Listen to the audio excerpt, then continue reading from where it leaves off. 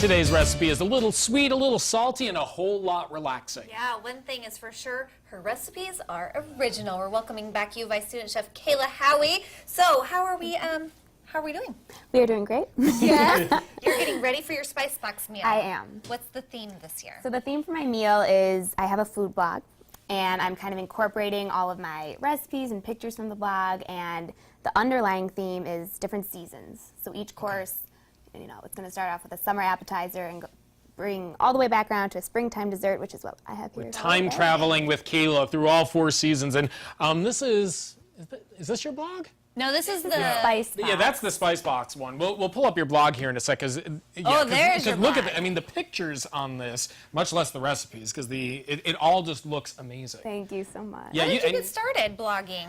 You know, I just found a lot of food blogs and I became really interested in starting one myself, and over the summer kind of got into it, and it's really expanded a lot, so I'm excited to bring it to the Spice Box, which is a U of I program that the seniors in hospitality management do, and each senior puts on a meal, and I'm sort of bringing all my blog recipes to life. So Wow, and those look like some fabulous recipes. yes, thank you so much. Last time you were here, we made a recipe that was inspired with your family, that you would enjoy making a nice winter meal with your family. What inspires today's recipe? This is actually a really good springtime dessert.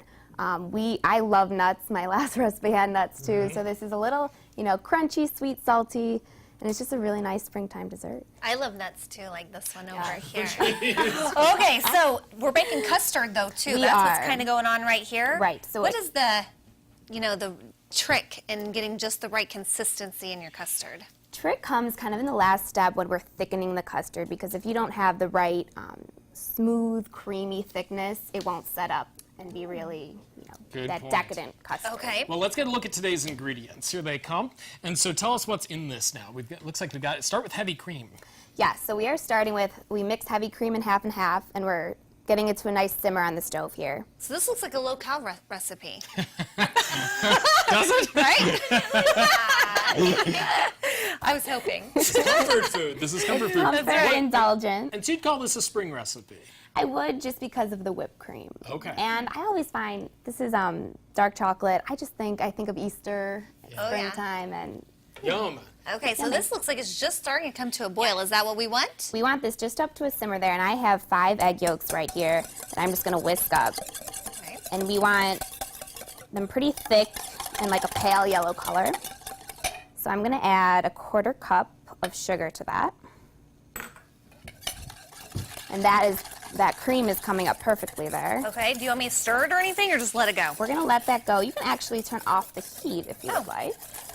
I can handle that, right? An easy step. You and I are stove challenged, so let's not go too far. Luckily, Kayla's here to show us all the hard stuff. Yes. So how many recipes do you think you've made in your life, Kayla? Oh, in my life? Well, there's about 50 or so on the blog, but I'd say... 3 times to make it work out just right? Exactly. Okay, all right. I was wondering, because, for being so young, you have a lot of experience with this. Yeah. Yeah, Which is cool. we started cooking in my family, and it's sort of just expanded as I started working in restaurants, and now I'm kind of coming up with my own stuff, so it's Good for fun. you. Okay, we hinted at a secret ingredient in your custard. What is the secret ingredient? Lavender extract. Why lavender?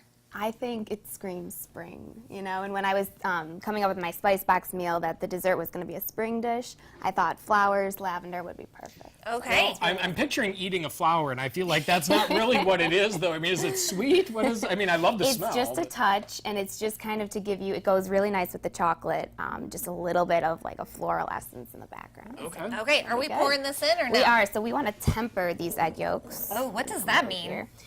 Basically, if we dump the eggs right into the cream, it would completely cook and curdle the eggs and the milk. Okay. So we are just going to stir a little bit of cream, of the cream mixture into the egg mixture.